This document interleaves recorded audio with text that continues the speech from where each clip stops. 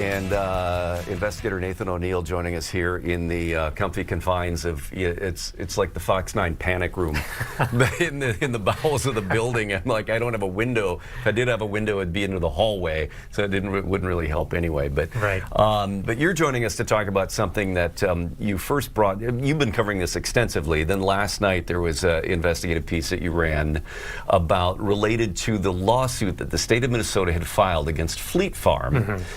That had been then settled, set to go to trial in April, related to basically how they're selling guns to straw buyers, right, and holding them accountable for that, contrasted with some of the immunity laws to try to help retailers from being responsible for what happens to guns. Right, it gets a little complicated, but right? yeah.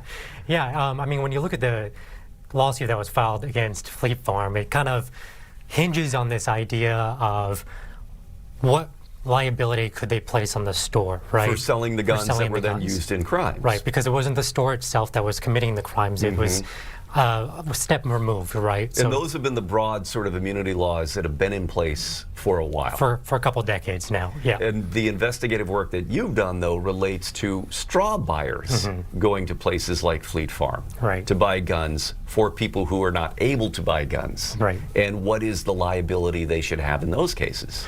Right. So I think the case that the Attorney General here in Minnesota tried to build was basically a negligent selling of the guns, that they knew or should have known that they were selling dozens of firearms to these straw buyers, which, for people who don't know what a straw buyer is, it's an individual who goes and buys guns, who is legally allowed to do so, but they do so on behalf of someone else, usually a criminal, and it's that kind of workaround. That is a crime in itself. So the lawsuit claimed that the store, the chain of stores, Fleet Farm, knew or should have known that this was going on, and they were about a month away from going to trial.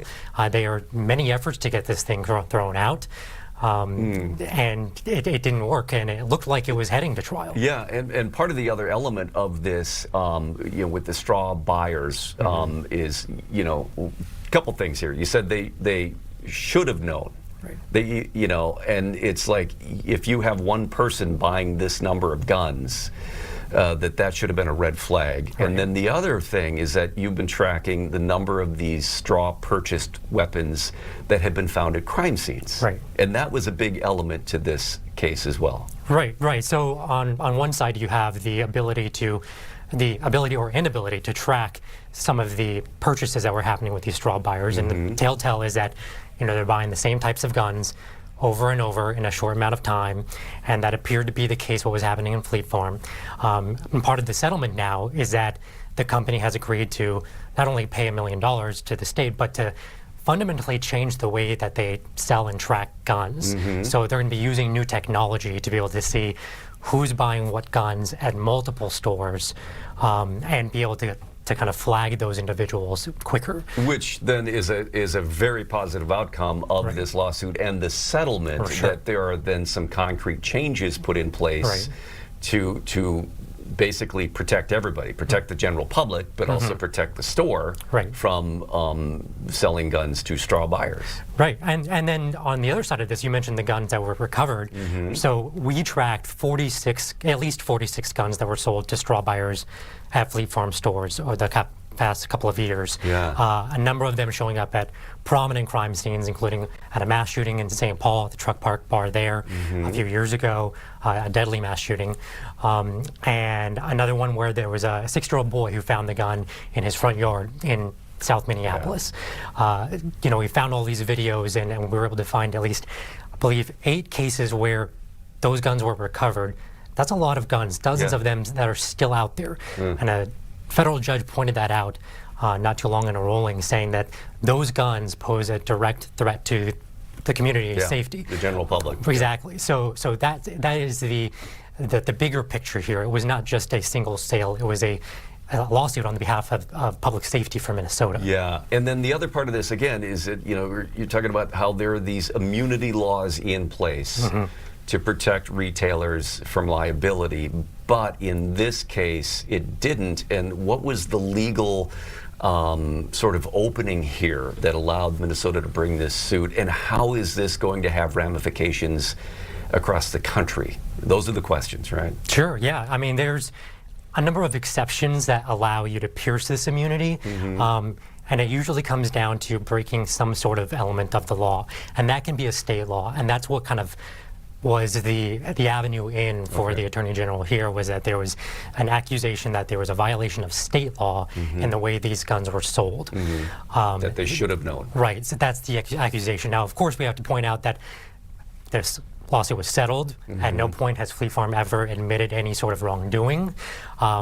But they did agree to make some concessions and changes. Agreed to pay the state $1 million, and they agreed to put the technology in to help track some of these things. And institute more accountability within their system as well. And how might this then reverberate in other states? I mean, that's the question here, right? Yeah, it's been a long time since we've seen successful lawsuits make their way through the court system and get this far to the point where it's almost going to go to trial. Yeah. The only other case that I can think of is potentially there was a Sandy Hook case. There was lawsuits filed from families there that went after the gun manufacturers, I believe, in that case. But you're starting to see different lawsuits pop up across the country where they're finding these avenues, these pinholes to be able to pierce that shield immunity and find some level of accountability. Now, we haven't seen a lot of them go to trial. I think there's only one that we've seen go to trial. Yeah. But that is not always the end goal, right? Yep. There's goals beyond that, which is accountability and change in the system. So, yeah. Of course, And we'll see. this brings up always a huge debate and discussion among people. Is this, some people say, well, is this an attack on the Second Amendment for these retailers that are selling firearms? And then the other side saying, no, it's trying to protect the general public and try to prevent guns from landing in the hands of people who are not allowed to purchase or possess weapons because of their criminal history. It's a preventative thing. That was part one last night, and anybody that hasn't seen it, I recommend going to the Fox Local app or a website and watching that. Very fascinating, illuminating. Another part tonight. Right. And what's the focus tonight? So we had Fleet Farm last night, which basically focused on an individual retailer, a seller of guns, right? The state is going after a much bigger target this time, which is one of the largest gun manufacturers in the world, Glock, suing them for the design of their handguns, which they claim make them easily modified into an illegal machine gun with a small device called a switch, right? Yeah. We've heard about that. We've heard how deadly they can be, and the violence that it can incur in a community.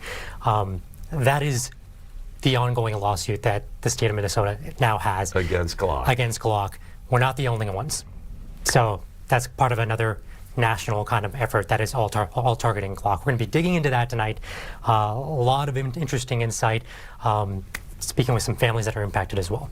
Interesting. So tonight, Fox 9 investigator Nathan O'Neal with part two of this investigation, again, into some these are huge national conversations about firearms and the rights, but also there's the rights, and then there's what is the right thing to do while maintaining those rights, but protecting public safety. Right. It's a lot. It's a lot to dig into. It's a lot to dig through, but it's very important. Yeah. Thanks, Nathan.